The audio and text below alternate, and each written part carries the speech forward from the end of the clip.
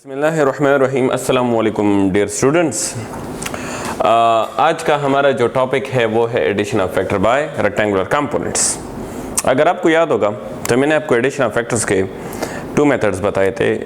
एक था वो हेड टू टेल रूल जो कि जिसको मैंने कहा था ग्राफिकल मेथड या ज्योमेट्रिकल मेथड, और ये हमारे पास है addition of factor by rectangular method. ये दूसरा मेथड है, इसको हम कहते हैं analytical method. Okay, let us consider we have two vectors. This is vector A and this is vector B. Okay, we have two vectors, vector A and vector B. Okay, तो सबसे पहले मैं इस तरह कर रहा हूँ कि मैं इनको ऐड अप कर रहा हूँ by rectangular by head to tail rule. मैं रेक्टेंगुलर कंपोनेंट पहले यूज़ ही नहीं कर रहा, मैं पहले यूज़ कर रहा हूँ हेड टू टेल रूल और देखता हूँ कि हेड टू टेल रूल से कौन सा रिजल्ट आता है। अच्छा, तो मैं इसको हेड टू टेल रूल के ज़रिए ऐड अप करना चाह रहा हूँ। So this is why axis, this is x axis. Okay, this is called Cartesian coordinate system. Okay, अच्छा, तो पहले इस तरह मैं कर रहा हूँ कि draw the first vector which is a. So draw the first vector which is a in the given direction. Okay, this is the first vector A and draw the second vector B, but join the tail of second to the head of first. So I join the tail of second to the head of first. तो दूसरे का tail पहले के head के साथ and draw the resultant. Resultant किस तरह? You know that. Tail to the first and head to the last. That is the resultant vector. Yes. तो resultant tail to the first होगा और हेड टू द लास्ट होगा. That is the resultant we get by head to tail rule. तो यही resultant हमने हासिल किया by head to tail rule. अच्छा, अब हेड टू टेल रूल से तो रिजल्टेंट आ गया. अब मैं इस तरह कर रहा हूँ कि मैं यही रिजल्टेंट हासिल करना चाहता हूँ by rectangular components. Rectangular component से यही रिजल्टेंट हासिल करना चाहता हूँ. अच्छा, अब आप लोगों को रेक्टेंगुलर कंपोनेंट्स का डिफिनीशन पता होगा कि those components which are mutually perpendicular to one another, those components are called rectangular components. Okay, तो मैं इस तरह कर रहा हूँ कि मैं वेक्टर A को रेक्टेंगुलर कंपोनेंट में रिजॉल्व करता हूँ, वेक्टर B को रेक्टेंगुलर कंपोनेंट में रिजॉल्व करता हूँ. अच्छा, तो चलो वेक्टर A को रिजॉल्व करें दो कंपोनेंट में. तो इसको मैंने कहा AY एंड AX. तो मैंने वेक्टर A को दो कंपोनेंट में रिजॉल्व किया, AX एंड AY. ओके, अब वेक्टर B को भी दो कंपोनेंट में रिजॉल्व करें. इसको कहें BX एंड BY. ओके, तो मैंने वेक्टर B को भी दो कंपोनेंट में रिजॉल्व किया, BX BY. वेक्टर A को भी दो कंपोनेंट में रिजॉल्व किया, AY AX. Okay, so these are the components. Okay, these are perpendicular to one another, so AX and AY is called rectangular components. BX and BY are perpendicular to one another, so these are called rectangular components. Okay, so these are the rectangular components. Now tell me, what is meant by RX? Yes, you know that. RX mean resultant of horizontal components. RX mean resultant of X components. तो x component जितने भी हैं उनके resultant को कहते हैं Rx. तो how many x component are there in these vectors? देखें इसको देखें, how many x component are there. तो you know that Ax is the x component, Bx is the x component. Okay, so Ax plus Bx is called Rx. If you sum the x components of these vectors, you will get Rx. Okay. Now tell me what is meant by Ry. You know that. Okay. Ry means the resultant of y component, the resultant of vertical components. Okay. How many vertical components are there? Look at here to the diagram. Okay. So there are two components. One is the Ay. Yes. One other is the By. Yes. So putting here Ay and By. Okay. So these are the vertical components. So this is called Ry. तो Rx mean resultant of x component, Ry mean resultant of y component. Okay. अच्छा, अब what is meant by okay, look here, Rx and Ry is known to us. तो अब हम इसका resultant मालूम करते हैं. तो रिजल्टेंट हमारे पास बराबर होता है r(x² + r(y² √ ये हमने कल पढ़ा था पाइथागोरस थ्योरम से, हमने इसको मालूम किया था प्रीवियस लेक्चर में, हमने इसको मालूम किया था। तो रिजल्टेंट बराबर होता है r(x² + r(y²। ओके, तो putting the value of rx here, तो ये आ जाएगा ax + bx होल स्क्वायर और ry की जगह ay + by होल स्क्वायर, तो ये आ जाएगा रिजल्टेंट। अच्छा, so this is the resultant we get by rectangular components. What is ax, bx, what is ay, by? These are the rectangular components. I already told you the angle between ax and ay is 90 degree, the angle between bx and by is 90 degree, so they are perpendicular. It means they are rectangular components. They are rectangular components. So if we sum all the rectangular components and get a resultant, so this is called addition of vector by rectangular components. Okay, consider if we have three vectors. If we have three vectors, so what will be the resultant? The resultant will be ax + bx + cx whole square plus ay plus by plus cy whole square. Okay, this is the result. अच्छा, इसके बाद है conventions. Conventions में याद रखें कि angle should be made in anti clockwise direction. Angle हमेशा क्या होगा? इन एंटी क्लॉकवाइज डायरेक्शन। और एंगल जो होगा it is always be made with the positive x axis. Angle हमेशा क्या होगा? पॉजिटिव एक्स एक्सिस के साथ होगा। Case number 1। अच्छा स्टूडेंट्स, डियर स्टूडेंट्स सुने, असल में इसमें 7 केसेस बनते हैं, लेकिन मैं आपको सिर्फ इम्पोर्टेंट 4 केसेस इसमें से पढ़ाऊँगा। असल में 7 केस बनते हैं, लेकिन मैं आपको 4 केसेस पढ़ाऊँगा, तो 4 केसेस से आपको 7 केसेस सारे समझ में आ जाएंगे, लेकिन जो इम्पोर्टेंट है सिर्फ वो पढ़ाऊँगा। Case number 1। Case number 1 first quadrant का केस है। तो सपोज़ हमारे पास एक वेक्टर है A. This vector A makes an angle of phi with the positive y-axis. So look at here. This angle is not acceptable. Why? Because this angle is in the clockwise direction. So this angle is not acceptable. And the other reason is this angle is made with the positive y-axis. So we should take the angle from the positive x-axis. According to these conventions, the angle should be in anti-clockwise direction and should be made with the positive x-axis. Okay, so now look, this angle is called theta. Okay, this is the angle theta. So now think about these two angles, whether theta is acceptable or phi is acceptable. So the answer is theta is acceptable. Why? Theta is acceptable because it is made with the positive x-axis and theta is an anti-clockwise direction. So theta is acceptable, not phi. But the given angle is phi. So look at here. If I add phi and theta, we will get 90. इधर से इधर तक theta है ना, और इधर से इधर तक फाई है, तो इधर से इधर तक थीटा और इधर से इधर तक फाई, तो मैं दोनों को प्लस करूंगा तो टोटल आ जाएगा 90 डिग्री। तो फाई उधर जाकर क्या हो जाएगा? माइनस, तो theta is equal to 90 minus phi. तो हम इस तरह थीटा को मालूम करेंगे, यानी गिवन फाई होगा लेकिन हम उससे थीटा मालूम कर सकते हैं। अच्छा, तो ये हमारे पास हुआ केस नंबर 1। अब इसके बाद है case number 2। Let us consider we have a vector vector B which makes an angle of phi with the negative x-axis. So this phi angle is not acceptable. Why it is not acceptable? Because it is made with the negative x-axis and it is in the clockwise direction. So this phi is in the clockwise direction. So this phi is not acceptable. Okay. Now look at here, tell me what is the angle from here to here? 180. Yes, you know that the angle from here to here is 180. Okay, now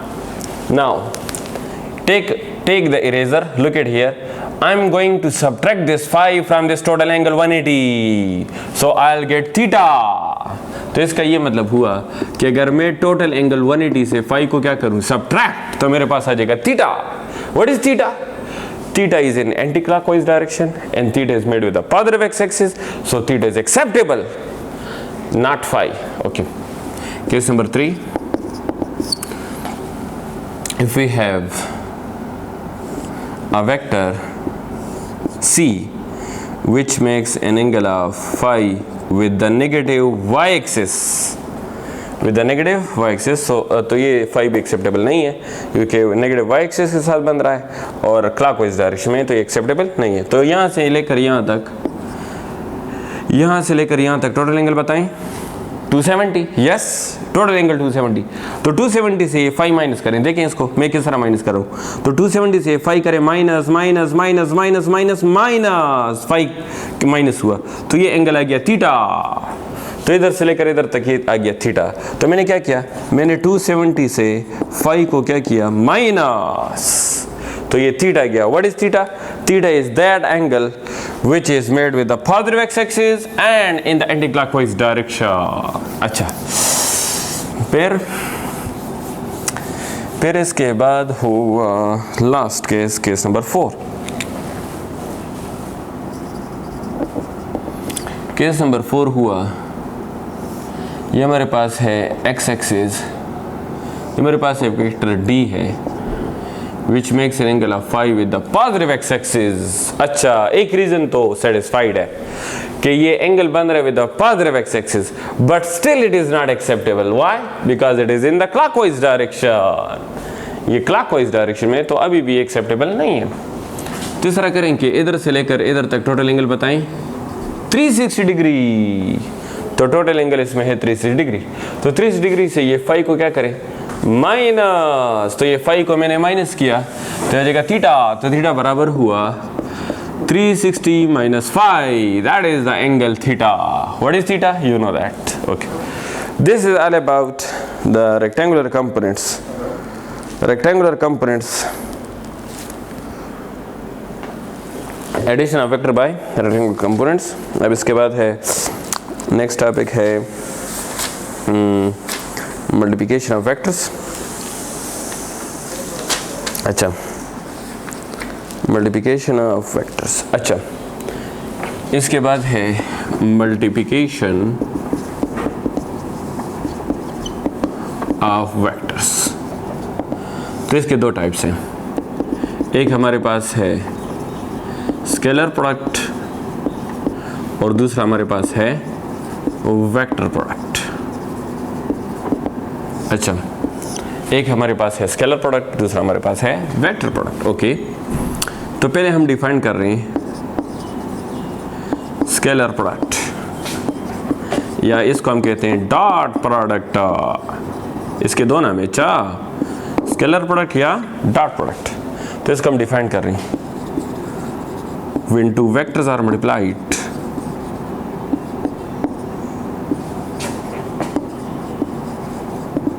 when two vectors are multiplied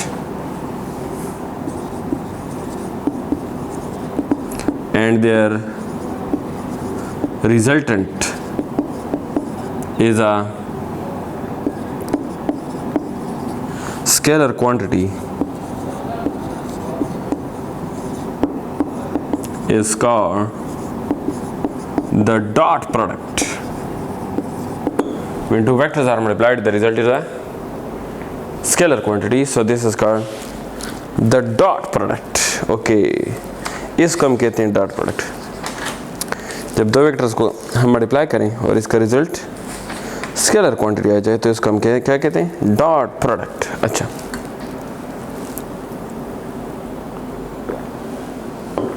अब इसमें इसकी मिसाल सुनिए.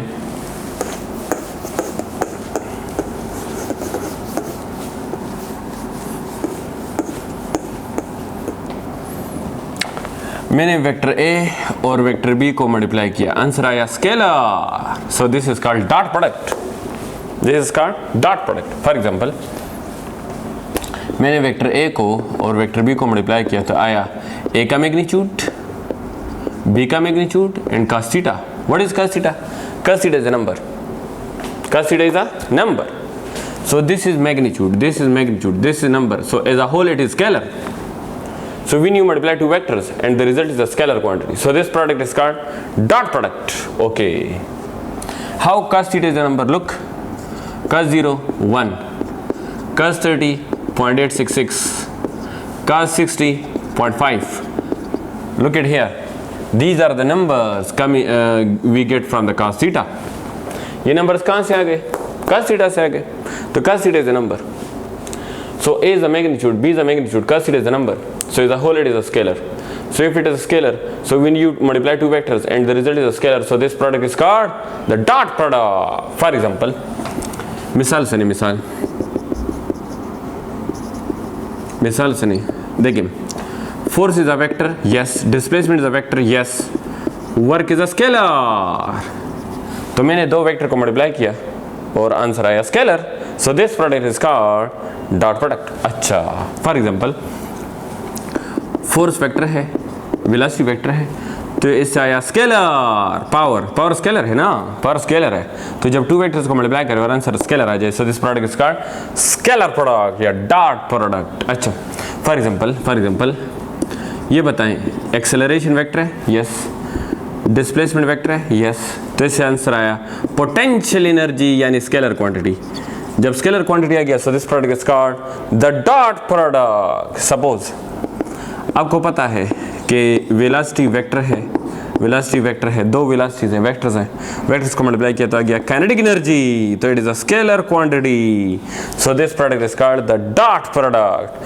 For example electric field vector है, area vector है, इससे आया electric flux which is scalar. So this product is called the dot product. इन चलिए डेफिनेशन क्लियर होगी।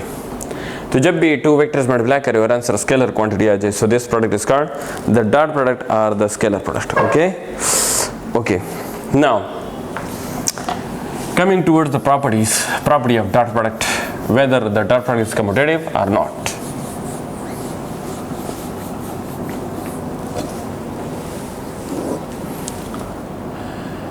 Commutative property.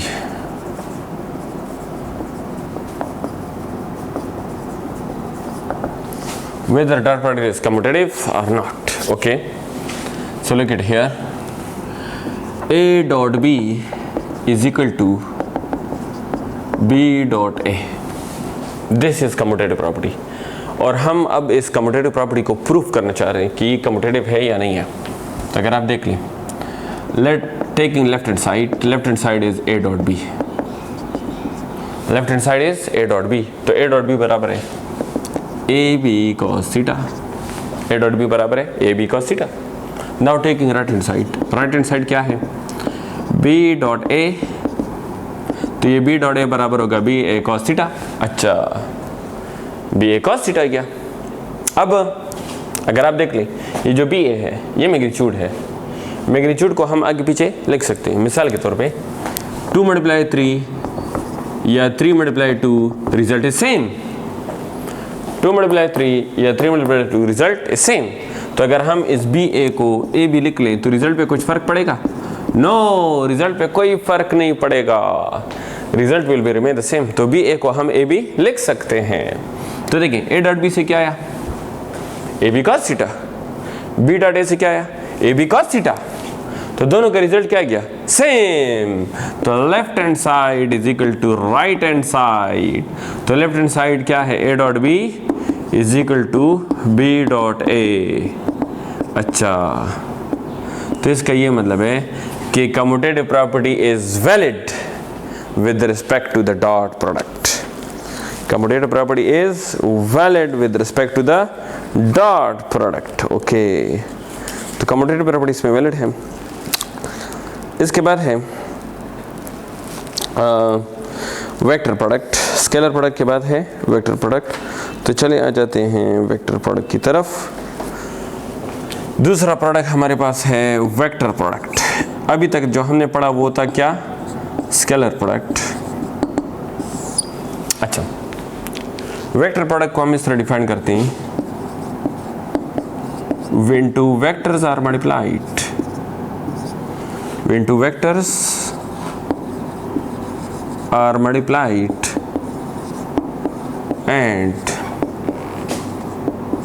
their result is a vector quantity,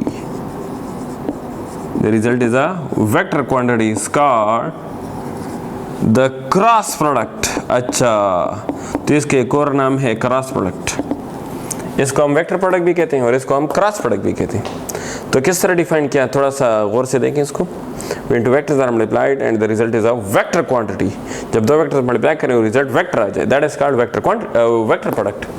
और स्केलर प्रोडक्ट को किस तरह डिफाइन किया था, when two vectors are multiplied and the result is a scalar quantity, that is called the dot product. But when two vectors are multiplied and the result is a vector quantity, that is called the cross product. Okay. चलिए definition को थोड़ा सा समझ लेते हैं, definition को समझ लेते हैं कि डिफिनीशन क्या है। When two vectors are multiplied and the result is a vector quantity, that is called the cross product or that is called the vector product. Okay. चलिए दोबारा देखिए, मैंने वेक्टर ए को और वेक्टर बी को multiply किया तो answer आया A modulus B modulus sine theta n. तो what is A, it is what is A modulus, magnitude. What is B modulus, magnitude. What is sine theta, number. Sine theta is the number. So as a whole it is magnitude, ये as a whole magnitude है। And n cap shows direction because n cap is a unit vector which shows direction. तो ये हमारे पास है magnitude और ये हमारे पास है डायरेक्शन। तो मैग्नीट्यूड एंड डायरेक्शन इसका वेक्टर क्वांटिटी, तो इसको हम कहते हैं वेक्टर क्वांटिटी। तो ये हमारे पास मैग्नीट्यूड, ये हमारे पास डायरेक्शन, तो इसको हम क्या कहते हैं, वेक्टर क्वांटिटी। तो जब हम दो वेक्टर को मल्टीप्लाई करें और आंसर वेक्टर आ जाए, so this is called cross product. Okay, मिसाल से मिसाल, हमारे पास momentum is a vector, force is a vector. जब हमने इन दोनों को मल्टीप्लाई किया तो आंसर आया वेक्टर।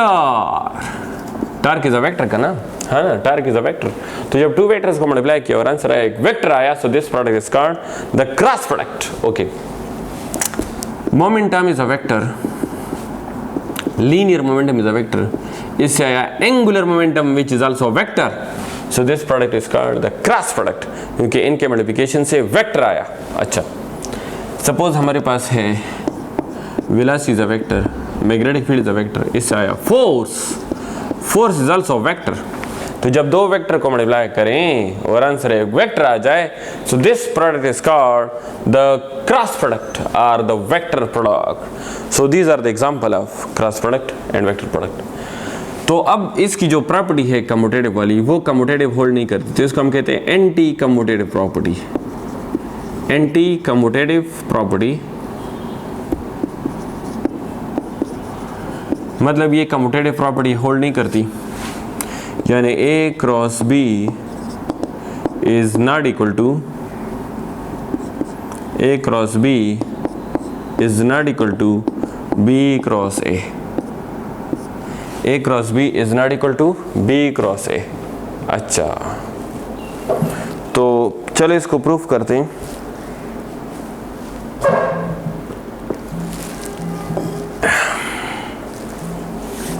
अच्छा, taking left hand side, left hand side हमारे पास है ए क्रॉस बी और ए क्रॉस बी बराबर है A B sine theta n. अच्छा, A B sine theta n, what is A B sine theta? A B sine theta is the magnitude. What is n? Direction. The question is कि हम direction को कैसे मालूम करेंगे? तो the answer is कि हम इसके डायरेक्शन को मालूम करेंगे by right hand rule. Right hand rule पे मालूम करेंगे। राइट हैंड रूल पे कैसे?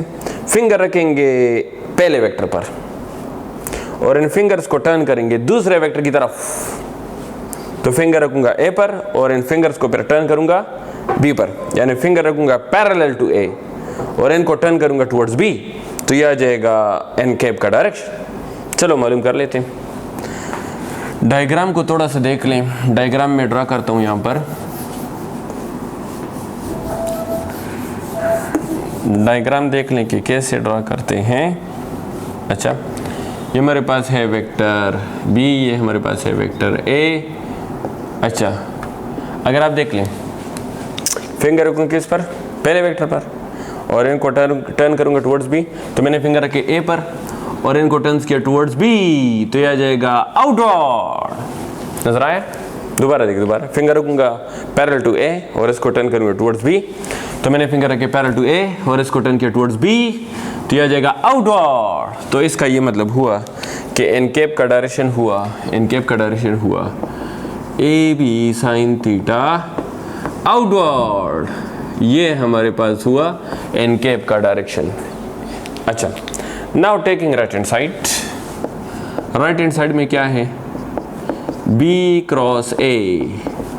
राइट हैंड साइड में बी क्रॉस ए है। अच्छा, तो बी क्रॉस ए किसके बराबर है? बी क्रॉस ए बराबर है बी ए साइन थीटा एन। अच्छा, और आपको तो पता है ना कि ये बी और ए मैग्नीट्यूड है। मैग्नीट्यूड को हम आगे पीछे लिख सकते हैं। तो बी ए को मैंने लिख लिया ए बी। और एन कैप का डायरेक्शन किस तरह मालूम करेंगे? Of course right hand rule से। राइट हैंड रूल, फिंगर रखूंगा पहले वेक्टर पर और इनको टर्न करूंगा दूसरे वेक्टर की तरफ। फिंगर रखूंगा पहले वेक्टर पर और इसको टर्न करूंगा दूसरे वेक्टर की तरफ। तो फिंगर रखूंगा किस पर? बी पर, और इनको टर्न करूंगा ए की तरफ। तो देखें, मैंने फिंगर रखे बी पर और इसको टर्न कर रहा हूँ ए की तरफ। टर्न नहीं हो रहे ना, देखें मैंने बी पर रखे और टर्न कर रहा हूँ। बी पर फिंगर रखना है, ए की तरफ टर्न करना है। तो देखिए मैंने बी पर फिंगर रखे और ए की तरफ क्या कर रहा हूँ? टर्न कर रहा हूँ। नहीं हो रहे ना? हाँ, इसका मतलब है मैंने हाथ ही गलत रखा हुआ है। तो अब मैंने हाथ इस तरह रखा, मैंने फिर हाथ रखा बी पर, फिंगर रखे बी पर पैरेलल टू बी और इन फिंगर्स को टर्न किया टुवर्ड्स ए, तो यह आ जाएगा इनवर्ड। तो यह आ जाएगा इनवर्ड डायरेक्शन। अच्छा, डायरेक्शन मालूम हुआ। अच्छा, डायरेक्शन मालूम हुआ। अब ए क्रॉस बी का जो रिजल्टेंट है उसको देखें, वो है A B sine theta outward, और बी क्रॉस ए का जो रिजल्टेंट है वो देखें A B sine theta inward. तो ये बताएं, दोनों का डायरेक्शन अपोजिट है? यस। जब डायरेक्शन अपोजिट हो तो इसको हम इक्वल वेक्टर नहीं कहते। इक्वल वेक्टर क्या होता है? जिसका मैग्नीट्यूड भी सेम हो, जिसका डायरेक्शन भी सेम हो, इसको कहते हैं इक्वल वेक्टर्स। तो इसका ये मतलब है कि A cross B is not equal to B cross A. A cross B is not equal to B cross A. हाँ, ए क्रॉस बी को negative vector of B cross A कह सकते हैं। नेगेटिव वेक्टर किसको कहते हैं? Negative vector का मतलब है जिनका मैग्नीट्यूड बराबर, डायरेक्शन अपोजिट। तो अगर आप देख लें, ए क्रॉस बी का मैग्नीट्यूड क्या है? A B sine theta. B cross A का मैग्नीट्यूड क्या है? A B sine theta. तो दोनों का मैग्नीट्यूड बराबर, दोनों का direction opposite, so these are called negative vectors. तो एक दूसरे के नेगेटिव वेक्टर्स हैं लेकिन आपस में बराबर नहीं हैं, क्योंकि इक्वल वेक्टर होने के लिए शर्त यह है कि both have same magnitude and same direction. अच्छा, तो ये हमारे पास हुआ नेगेटिव वेक्टर्स। अब इसके बाद है एक छोटी सी डिफिनीशन है कंकरेंट फोर्सेस का और कपल फोर्सेस का। फिर आ जाते हैं टॉर्क की तरफ।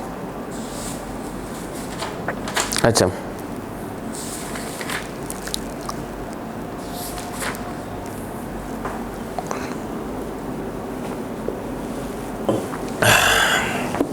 एक छोटा सा डिफिनीशन है।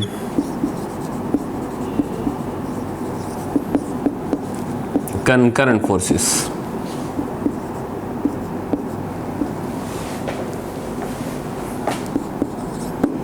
the forces which have the same point of action is called concurrent forces। जिन फोर्सेस का पॉइंट ऑफ एक्शन सेम हो तो इनको हम क्या कहते हैं? Concurrent forces. अच्छा, पॉइंट ऑफ एक्शन इनका सेम होता है। क्या मतलब हुआ? सपोज एक बॉडी है, इस बॉडी पर एक फोर्स है F1, एक फोर्स है F2, और एक फोर्स है F3।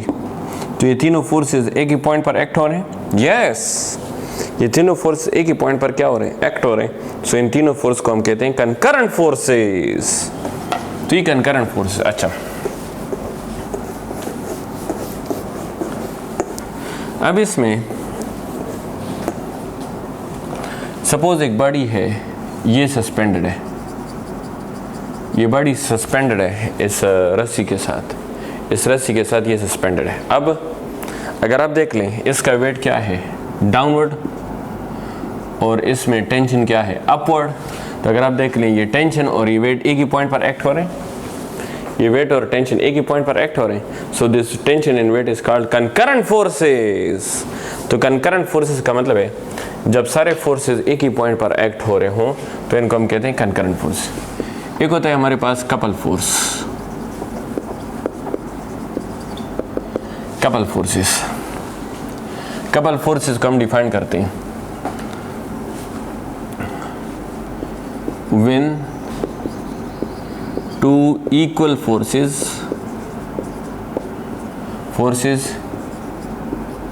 having when two equal forces opposite in direction but having different line of action is called couple force। तो कपल फोर्स के लिए तीन शर्तें हैं। अच्छा, मैग्नीट्यूड इक्वल हो, डायरेक्शन अपोजिट हो और डिफरेंट लाइन ऑफ एक्शन हो। तो कपल फोर्स के लिए तीन किस्म के वो है शर्तें, तीन किस्म, मैग्नीट्यूड इक्वल हो, डायरेक्शन अपोजिट हो और लाइन ऑफ एक्शन डिफरेंट हो। अच्छा, लाइन ऑफ एक्शन डिफरेंट हो तो इनको हम कहते हैं कपल फोर्स। तो कपल फोर्स, सपोज एक बॉडी है, एक फोर्स लग रहा है 10 न्यूटन और एक फोर्स लग रहा है 10 न्यूटन, तो इसको हम क्या कहते हैं, इसको हम कहते हैं कपल फोर्स। क्यों? क्योंकि दोनों का मैग्नीट्यूड है 10-10 बराबर, दोनों का मैग्नीट्यूड इक्वल, दोनों का डायरेक्शन अपोजिट, ये है ईस्ट, ये है वेस्ट, दोनों का डायरेक्शन अपोजिट, और दोनों का लाइन ऑफ एक्शन डिफरेंट। इसका लाइन ऑफ एक्शन ये है और इसका लाइन ऑफ एक्शन ये है, तो दोनों का लाइन ऑफ एक्शन डिफरेंट। जब दोनों का डायरेक्शन भी डिफरेंट, दोनों का लाइन ऑफ एक्शन भी डिफरेंट, तो इसको हम कहते हैं कपल फोर्स। अच्छा, एक बात याद रखें, ये एक फोर्स का पॉइंट ऑफ एक्शन है, ये दूसरे फोर्स का पॉइंट ऑफ एक्शन है, तो दोनों फोर्स के दरमियान जो डिस्टेंस है इसको हम कहते हैं कपल आर्म। इसको क्या कहते हैं, कपल आर्म, या इसको हम कहते हैं फ्री वेक्टर।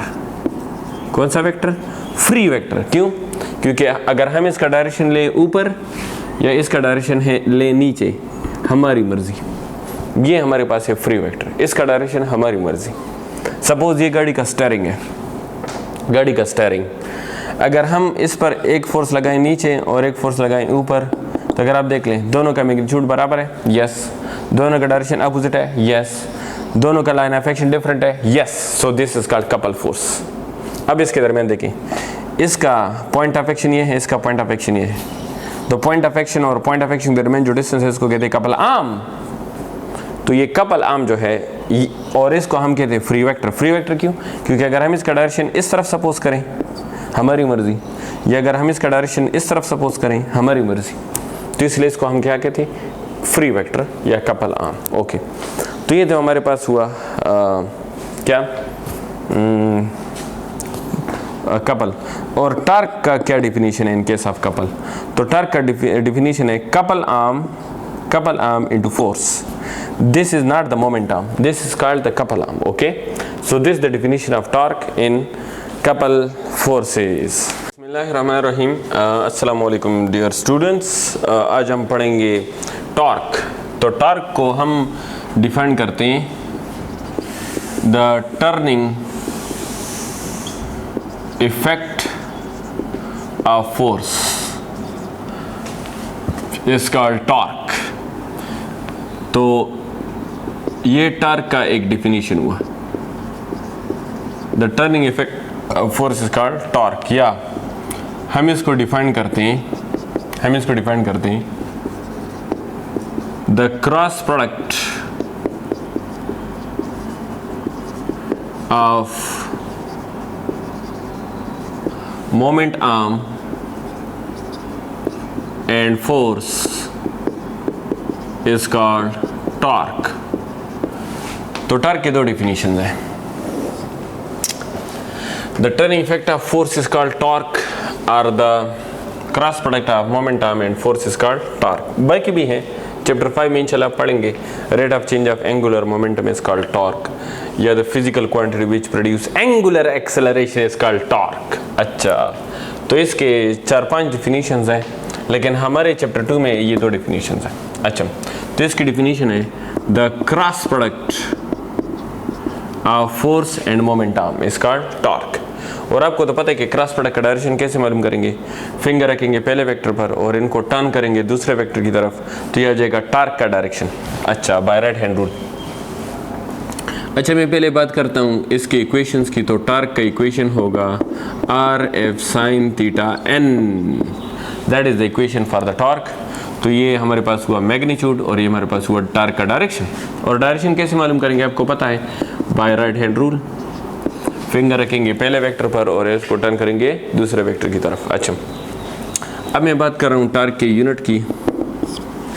तो टॉर्क जो है इसका यूनिट है टॉर्क का फोर्स का न्यूटन और मोमेंट आर्म का मीटर। तो टॉर्क का यूनिट हुआ न्यूटन मीटर। अच्छा, टॉर्क के डायमेंशंस हैं, टॉर्क के डायमेंशंस हैं ml² t-2 और टॉर्क का नेचर है it is a vector quantity, it is a vector quantity. ये वेक्टर क्वांटिटी है। अगर वेक्टर क्वांटिटी है तो फिर तो इसका डायरेक्शन भी होगा, तो इसका डायरेक्शन भी होगा, तो इसका डायरेक्शन मालूम करेंगे बाय राइट हैंड रूल। ये मैंने पहले इससे बता दिया कि इसका डायरेक्शन मालूम करेंगे बाय राइट हैंड रूल। अच्छा, अब आ जाते हैं इसको समझते हैं। सपोज ये मेरे पास एक व्हील है और ये मेरे पास है मोमेंट आर्म। मोमेंट आर्म किसको कहते हैं, मोमेंट आर्म। तो पहले हम डिफाइन कर लेते हैं मोमेंट आर्म को, फिर टॉर्क को समझते हैं। Moment arm, moment arm is the distance, distance between what, distance between point of action, point of action and axis of rotation is called moment arm. तो distance between point of action and axis of rotation is called moment arm. अच्छा, moment arm का direction किधर होगा, moment arm का direction होगा away from the axis of rotation, away from the axis of rotation, this direction of moment arm. तो अगर ये x of rotation है, देखें इसको, ये एक्स ऑफ रोटेशन है मतलब सेंटर है, और मैं फोर्स इधर लगा रहा हूँ, मैं फोर्स इधर लगा रहा हूँ। कौन सा फोर्स लगा रहा हूँ, मेरे हाथ को देखिए, मेरा हाथ को देखिए, मैं इस पर फोर्स इस तरह लगा रहा हूँ। जब मैं इस पर फोर्स इस तरह लगा रहा हूँ तो ये जो मेरा फोर्स है ये है टेंजेंशियल फोर्स। कौन सा फोर्स, टेंजेंशियल फोर्स। आप लोग टेंजेंशियल को मेरे ख्याल में जानते हैं। टेंजेंट लाइन आप लोगों ने सुना होगा 10th क्लास में कि the line which touches a circle at a single point is called tangent force. जो लाइन एक सर्कल को एक पॉइंट पे टच करे that line is called tangent force, tangent. तो जब हम इसको टेंजेंशियल फोर्स लगाएं तो that force will produce torque. तो याद रखें tangential force can produce torque. अच्छा, तो कौन से फोर्स टॉर्क प्रोड्यूस कर सकते हैं, 3 फोर्सेस। हमारे कोर्स में 3 फोर्सेस हैं, टेंजेंशियल फोर्स, सेकेंडरी में पढ़ेंगे मैग्नेटिक फोर्स और कपल फोर्स। तो ये 3 फोर्सेस जो है ये टॉर्क प्रोड्यूस कर सकते हैं। याद रखें, gravitational force can never produce torque, electrical force can never produce torque. याद रखें, centripetal force can never produce torque, tension force can never produce torque. Torque कौन प्रोड्यूस कर सकता है, या तो टेंजेंशियल, या तो कपल फोर्स, और या magnetic force. 3 forces can produce torque. Okay, अच्छा, तो अब मैंने इस पर लगाया फोर्स, तो फोर्स से इसमें प्रोड्यूस हुआ टर्निंग इफेक्ट, तो इट विल प्रोड्यूस टॉर्क। अच्छा, तो ये टार्क प्रोड्यूस हुआ, और टार्क का फार्मूला है मैग्नीट्यूड वाला RF sin theta, that is the formula for the torque. तो मैंने इस पर कौन सा फोर्स लगाया? Tangential force. तो ये बताओ what is the angle between tangential force and momentum? 90 degree. The angle between the momentum and the tangential force is 90 degree.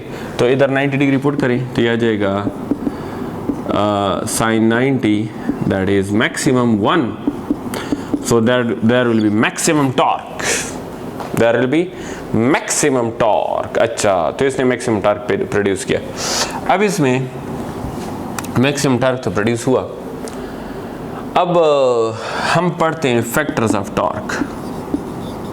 Factors of torque के, टॉर्क के क्या फैक्टर्स हैं? अच्छा, तो पहला फैक्टर हमारे पास है मैग्नीट्यूड ऑफ फोर्स। आसान सी बात है, फोर्स का मैग्नीट्यूड ज़्यादा लगाएंगे तो टॉर्क ज़्यादा। अच्छा, मैग्नीट्यूड ऑफ मोमेंटम, मोमेंटम का मैग्नीट्यूड ज़्यादा होगा तो टॉर्क ज़्यादा होगा। फॉर एग्जांपल ये हमारे पास एक डोर है, इधर देखें, एक डोर है, अल्हम्दुलिल्लाह। अच्छा, आप लोग कहीं यरहमुकुमुल्लाह। अच्छा, ये मैंने लगाया एक डोर पे हम हैंडल इधर लगाते हैं, इधर एंड पे हैंडल क्यों लगाते हैं? क्योंकि ये एक्स ऑफ रोटेशन है और ये हैंडल पॉइंट ऑफ एक्शन है। हम फोर्स किधर लगाते हैं? हैंडल पे लगाते हैं, बिल्कुल, हम फोर्स हैंडल पे लगाते हैं। तो ये हैंडल पॉइंट ऑफ एक्शन है और ये डोर जिधर से घूम रहा है that is x of rotation. तो इनके दरमियान ये है मोमेंटम, तो मोमेंटम बड़ा होता है। हैंडल हम एंड पे लगाते हैं, क्यों? ताकि मोमेंटम बड़ा हो। मोमेंटम बड़ा होगा तो टॉर्क इजी होगा। अगर कोई बेवकूफ़ बंदा हैंडल इधर लगाए, हैंडल इधर लगाए, तो ये एक्स ऑफ रोटेशन है, ये हैंडल है पॉइंट ऑफ एक्शन, तो इनके दरमियान मोमेंटम छोटा बनेगा तो टॉर्क मुश्किल। तो torque depend upon magnitude of momentum. अच्छा, ये मोमेंटम सब्र करें, ये थोड़ा सा और भी समझाता हूँ। Another is theta, another is theta, the angle between force and momentum. अच्छा, 3 फैक्टर्स है टॉर्क के, magnitude of force, momentum and theta. Okay, तो मोमेंटम की एक मिसाल सुने। ये मेरे पास एक स्क्रू है, ये मेरे पास एक नट है, इस नट को मैंने खोलना है, या ये मेरे पास एक स्क्रू है। इस स्क्रू को हम देखें, इस स्क्रू को हम क्या करेंगे? इस स्क्रू के साथ मैं इसको हाथों से खोलना चाह रहा हूँ। इस स्क्रू को क्या करना चाह रहा हूँ? इस स्क्रू को हाथों से खोलना चाह रहा हूँ। तो देखें किस तरह खोलूँगा। गोरी हाथ, मैंने इस स्क्रू को हाथ से पकड़ा, जब मैंने इसको हाथ से पकड़ा तो ये नहीं घूम रहा। क्यों नहीं घूम रहा? क्योंकि डायग्राम है, डायग्राम तो नहीं घूमता। हाँ, नहीं, असल में ये बात है कि जब मैं इस पर फोर्स लगा रहा हूँ ना, जब फोर्स लगा रहा हूँ तो मेरा फोर्स लग रहा है इधर, तो ये हुआ पॉइंट ऑफ एक्शन, ये हुआ एक्स ऑफ रोटेशन। तो मोमेंटम स्मॉल तो टॉर्क मुश्किल। अच्छा, ये देखें मैं किधर फोर्स लगा रहा हूँ, गौर से देखें, मैं इधर फोर्स लगा रहा हूँ। जब इधर फोर्स लगा रहा हूँ तो this is the point of action, this is the x of rotation and this is the momentum. तो मोमेंटम छोटा है, जब मोमेंटम छोटा है तो टॉर्क मुश्किल है। तो मैंने इसके लिए लाया, देखें इसको बच्चों, मैंने इसको लाया स्क्रू रेंज। मैंने इसके लिए क्या लाया? Screw range. ये देखा होगा इंशाल्लाह आप लोगों ने, स्क्रू रेंज लाया। अब स्क्रू रेंज देखें, मैंने फोर्स लगाया यहाँ पर, मैं इसको इधर से पकड़ा हूँ। हाँ, स्क्रू रेंज को इधर से पकड़ा। जब स्क्रू रेंज को इधर से पकड़ा तो this is the point of action and this is the axis of rotation, so this is the moment arm. तो बताओ मोमेंटम बड़ा हुआ कि नहीं हुआ? तो स्क्रू रेंज से क्यों टॉर्क आसान होता है, क्यों नट का घूमना आसान होता है? क्योंकि उससे मोमेंटम बड़ा होता है। मोमेंटम बड़ा होता है तो टॉर्क इजी होता है।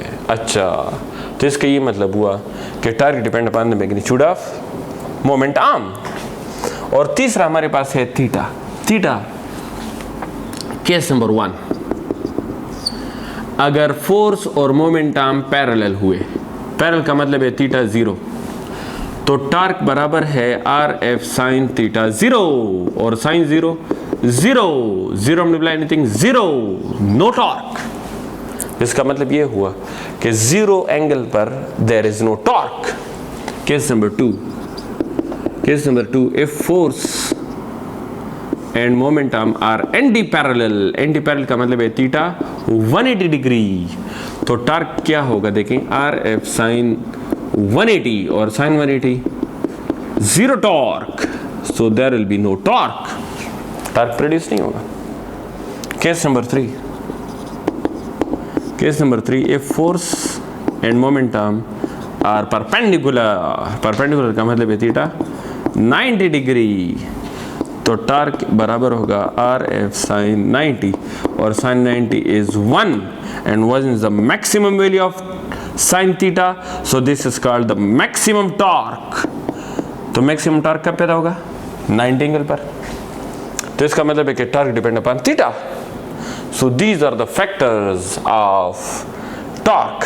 तो टॉर्क के 3 फैक्टर्स हैं। अच्छा, अब आपको पता है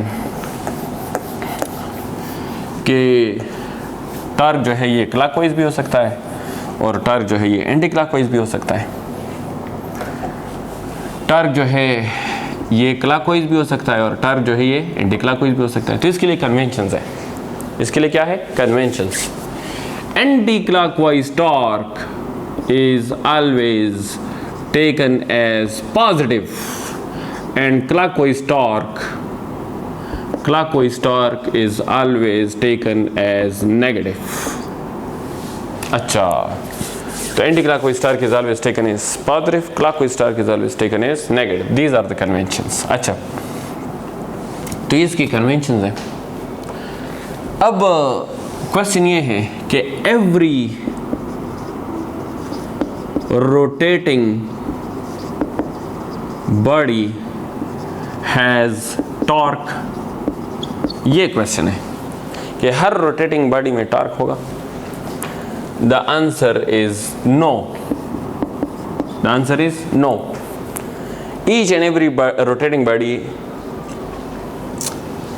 is not necessary to have torque. Torque जरूरी नहीं है कि उसमें टॉर्क हो। तो इसका ये मतलब हुआ, चैप्टर 5 में इंशाल्लाह पढ़ेंगे कि torque is equal to I alpha. तो टॉर्क उसमें होगा जिसमें एंगुलर एक्सेलरेशन होगा। क्या मतलब हुआ, मतलब if there is uniformly rotating body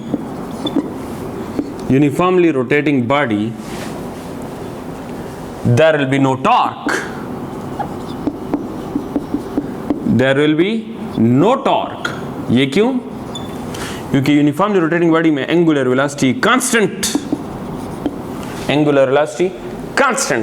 और एंगुलर वेलोसिटी कांस्टेंट तो एंगुलर एक्सेलरेशन 0, और अगर एंगुलर एक्सेलरेशन 0 तो अल्फा 0 पुट कर दो तो टॉर्क 0। एंगुलर एक्सेलरेशन जब 0 होगा तो इधर 0 पुट करें तो torque 0।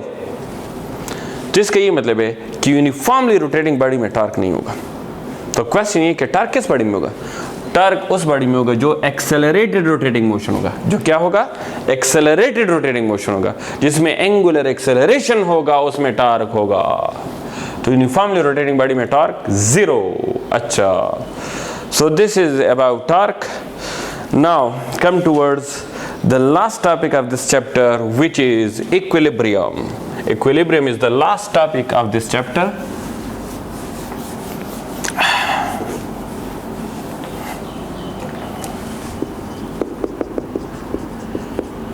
Equilibrium, okay. Equilibrium, how we can define it? When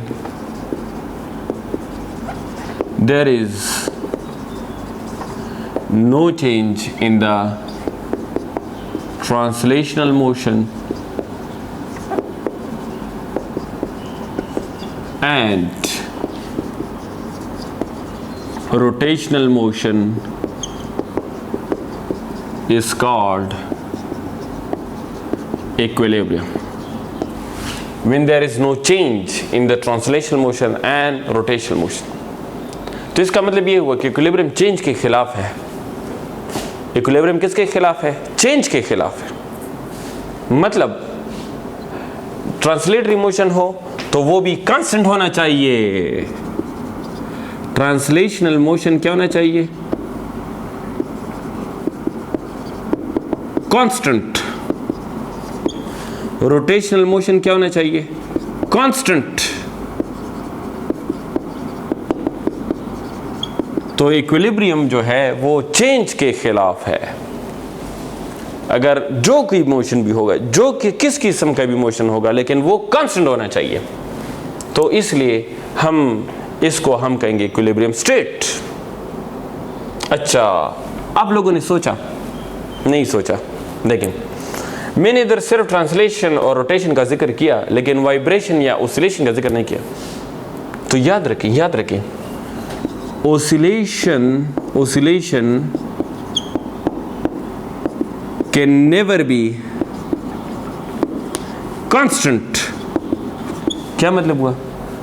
मतलब ये हुआ कि oscillation में हमेशा एक्सेलरेशन होगा। oscillation में हमेशा एक्सेलरेशन होगा। oscillation में एक्सेलरेशन कभी जीरो नहीं हो सकता। तो अगर ऑसिलेशन में एक्सेलरेशन कभी जीरो नहीं हो सकता, तो ऑसिलेशन मोशन कभी भी इक्विलिब्रियम स्टेट नहीं हो सकता। तो इसलिए हम दो मोशन का जिक्र करते हैं, ट्रांसलेशन और रोटेशन। तो ट्रांसलेशन मोशन कांस्टेंट हो सकता है? यस, कांस्टेंट हो सकता है। रोटेशनल मोशन कांस्टेंट हो सकता है? यस, कांस्टेंट हो सकता है। तो इसलिए दो मोशन का जिक्र करते हैं। तो इक्विलिब्रियम जो है, equilibrium, if the acceleration is zero, कोई भी एक्सेलरेशन हो और वो जीरो हो, then there will be equilibrium state. Then it will be equilibrium state. तो इक्विलिब्रियम एक्सेलरेशन के खिलाफ है, क्योंकि चेंज का मतलब एक्सेलरेशन। जब चेंज होगा, वेलोसिटी चेंज होगी, डायरेक्शन चेंज होगा, कुछ भी चेंज होगा, तो एक्सेलरेशन पैदा होगा। तो इसका ये मतलब है कि चेंज होगा तो एक्सेलरेशन प्रोड्यूस होगा, और इक्विलिब्रियम नहीं होगा। तो इक्विलिब्रियम चेंज के खिलाफ है, एक्सेलरेशन के खिलाफ है। जब चेंज नहीं होगा, जब एक्सेलरेशन नहीं होगा, तो इक्विलिब्रियम होगा। अच्छा, अब इधर आ जाए, ये पहले ट्रांसलेशन का जिक्र करते हैं।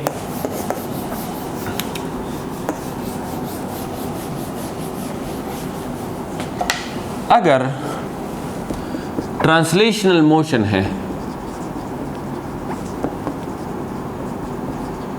और वो कांस्टेंट है, यानी लीनियर वेलोसिटी कांस्टेंट है, यानी लीनियर एक्सेलरेशन जीरो है, तो इसको हम कहेंगे ट्रांसलेशनल इक्विलिब्रियम। कौन सा इक्विलिब्रियम? Translational equilibrium. अच्छा, इसको हम ट्रांसलेशनल इक्विलिब्रियम कहते हैं। अच्छा, अगर if rotational motion is constant, अगर रोटेशनल मोशन क्या हुआ? कांस्टेंट हुआ, यानी एंगुलर वेलोसिटी कांस्टेंट, यानी angular acceleration zero, that is called rotational equilibrium. इसको हम कहते हैं रोटेशनल इक्विलिब्रियम। अगर translational velocity constant, translational equilibrium. अगर angular velocity constant, rotational equilibrium. और अगर दोनों कांस्टेंट, अगर ट्रांसलेशनल मोशन भी कांस्टेंट और रोटेशनल मोशन भी कांस्टेंट, अगर दोनों कांस्टेंट, चलो इधर लिख लेता हूं, अगर लीनियर वेलोसिटी भी कांस्टेंट और एंगुलर वेलोसिटी भी कांस्टेंट, तो इसको हम कहते हैं कंप्लीट इक्विलिब्रियम। इसको हम कहते हैं कंप्लीट इक्विलिब्रियम। अच्छा, तो ये हमारे पास हो जाएगा कंप्लीट इक्विलिब्रियम। अच्छा, एक बात याद रखिए, the lower is the centre of gravity, more will be the equilibrium state. The lower is the center of gravity, more will be the equilibrium state। अच्छा, मिसाल के तौर पे ये ज़मीन है, ज़मीन पे एक बंदा खड़ा है और एक बंदा लेटा है, तब बताओ कौन सा ज़्यादा रिलैक्स है? ऑफ कोर्स जो लेटा हुआ है वो ज़्यादा रिलैक्स है। अच्छा, क्योंकि इसका सेंटर ऑफ ग्रेविटी जो है वो ज़मीन से ऊपर है और जो लेटा हुआ है इसका सेंटर ऑफ ग्रेविटी ज़मीन के साथ करीब है। तो जो लेटा हुआ है वो क्या है, वो मोर इक्विलिब्रियम स्टेट में है। वो इमरान खान ने कहा था ना कि सुकून सिर्फ कब्र में है ना, तो वो इस स्टेटमेंट की तरफ इशारा दे रहा था कि जितना सेंटर ऑफ ग्रेविटी लोअर होगा, देखिए ना अब कोई बंदा कब्र में है तो वो तो ज़मीन के अंदर होगा ना, तो ये ज़मीन के अंदर है, ज़मीन के नीचे है, तो देखिए इसका सेंटर ऑफ ग्रेविटी लोअर है तो इसलिए वो ज़्यादा इक्विलिब्रियम स्टेट में है। तो बिल्कुल इमरान खान की बात सही है कि सुकून सिर्फ कब्र में है, क्योंकि उधर सेंटर ऑफ ग्रेविटी लोअर होती है तो मोर इक्विलिब्रियम स्टेट होता है। अच्छा, अब इसमें एक और बात याद रखिए, इसमें है conditions for equilibrium, conditions for equilibrium state. तो first condition is the sum of all torque should be equal to 0। The sum of all torque should be equal to 0। अगर टॉर्क 0 है तो वो हमारे पास होगा इक्विलिब्रियम स्टेट। अच्छा, दूसरा condition है sum of all torque is equal to 0। पहला है sum of all force is equal to 0, दूसरा है sum of all torque is equal to 0।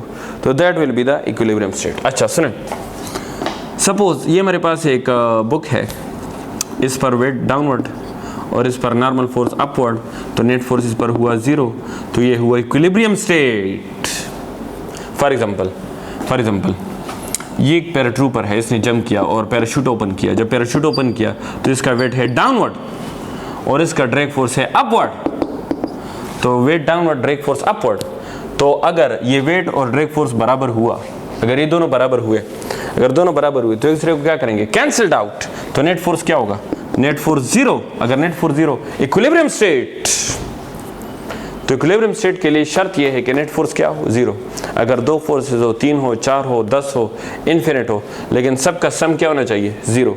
अगर सबका सम 0 होगा तो वेलोसिटी क्या होगा, 0। एक्सेलरेशन क्या, वेलोसिटी क्या होगा, कांस्टेंट।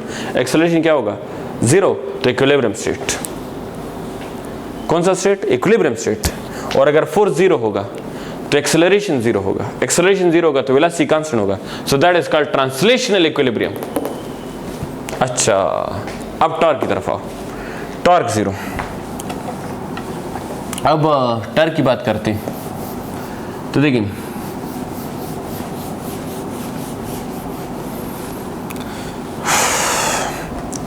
टॉर्क 0 होना चाहिए।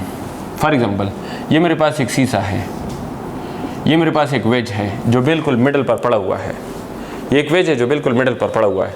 इधर एक वेट है 100 न्यूटन, कितना, 100 न्यूटन, और इधर एक वेट है 100 न्यूटन।